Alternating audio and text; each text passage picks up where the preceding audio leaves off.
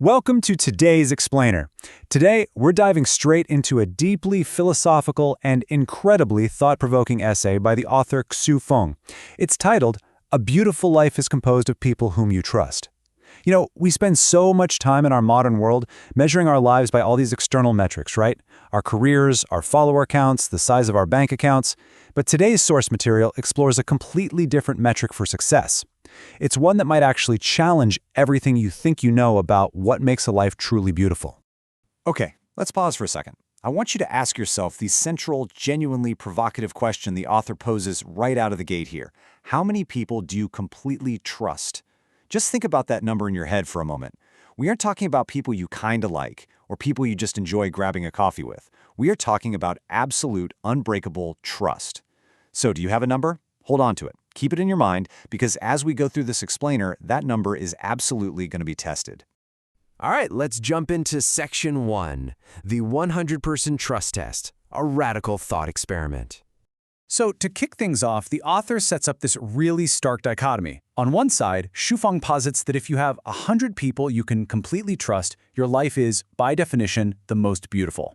And here's the real kicker. This is regardless of whether you're rich, powerful, or famous. Those conventional markers, they're completely irrelevant.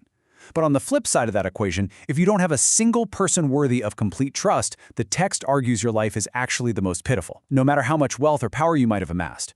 Trust, according to this essay, entirely dictates the quality of our existence.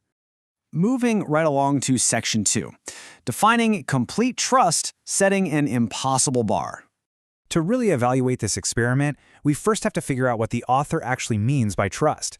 According to the essay, complete trust is definitely not a casual concept. It's defined as a state of unconditional reliance where one is willing to surrender life, wealth, and secrets without fear. I mean, this is an uncompromising baseline. It's not just trusting someone to pick you up from the airport on time. It is a profound, foundational reliance that basically removes all the boundaries between you and the other person. The author breaks this massive definition down into 4 really intense pillars. First, you gotta be willing to entrust your very life to them. Second, you are willing to take on literally any responsibility or obligation for them. Third, you'd hand over your wealth to them without a single doubt. And fourth, you would share your absolute innermost secrets with them without any fear of being harmed or judged. Just think about how completely vulnerable that makes a person. To meet the author's definition, you have to hit all 4 of these criteria with absolute certainty. Which brings us to Section 3, the secular limit, trust in the real world. So how does this impossibly high bar actually hold up for most of us? Well, if you were thinking earlier that 100 seems like an unbelievably huge number, Xu Feng actually agrees when it comes to standard, secular society. The author estimates that in the secular world, if a person manages to find just 3 to 5 people they can completely trust throughout their entire lifetime, well, that's considered quite remarkable. Just 3 to 5 people in an entire lifespan, it really puts that 100-person target into perspective, doesn't it? It shows just how rare this level of connection truly is in our day-to-day lives. And let's look at the psychological weight of this. The source material compares the deeply emotional impacts of living with high trust versus low trust. On one end of the spectrum, having more people you trust physically expands your world. The author uses these vivid descriptors. You feel secure, happy, optimistic, confident, and even romantic. But conversely, look at the reality of low trust. Without it, life turns into what the author calls a bitter journey. You feel anxious, you perceive constant threats, you feel helpless, and you become pessimistic about the future. The entire emotional landscape of our lives is shaped by this one single variable. Let's dive into Section 4, the illusion of wealth. Money can't buy trust. You know, we so often try to build security through worldly methods, but the author argues that our traditional markers of success are entirely useless for building this kind of deep connection. Relying on money, power, fame, seduction, or status, that's never going to lead you to find people worthy of complete trust. In fact, Xu Feng points out a really fascinating paradox here. Using these worldly tools might actually lower the trust others have in you. When you rely on status or money, you can never be completely certain how those around you, even your own relatives and friends, truly feel about you. The connection is permanently clouded by self-interest.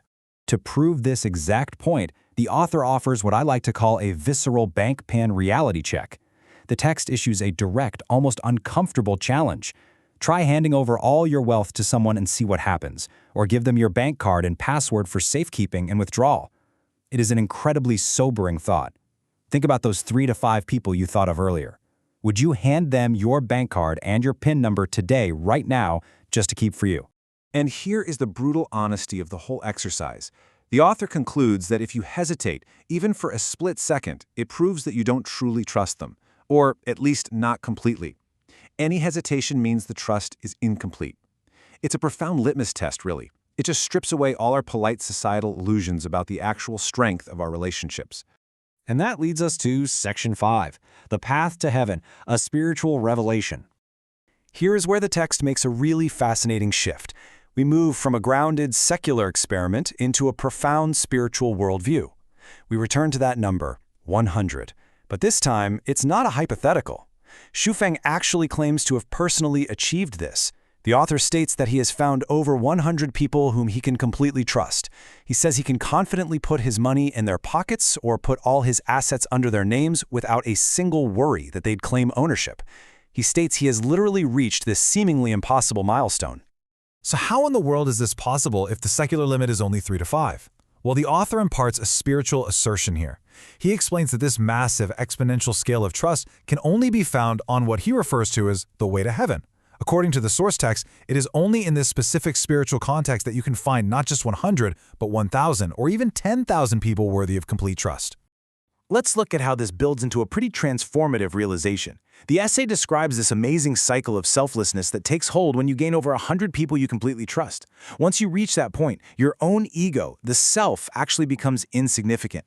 The focus shifts entirely outward. Creating wealth and working hard for those trusted individuals literally becomes your greatest happiness and pride.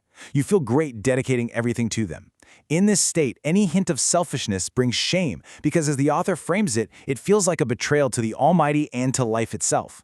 Achieving this massive circle of trust completely erases human selfishness and replaces it with joyful dedication to others.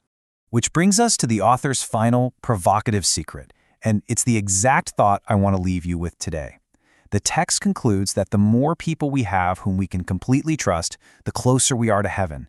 Conversely, the fewer we have, the closer we are to hell. So looking back at that number you held in your head at the very beginning of this explainer, based on the people you completely trust right now, are you closer to heaven or closer to hell? It's a fascinating metric to evaluate the true beauty of our lives. Thank you so much for joining me for this explainer, and keep questioning what truly matters.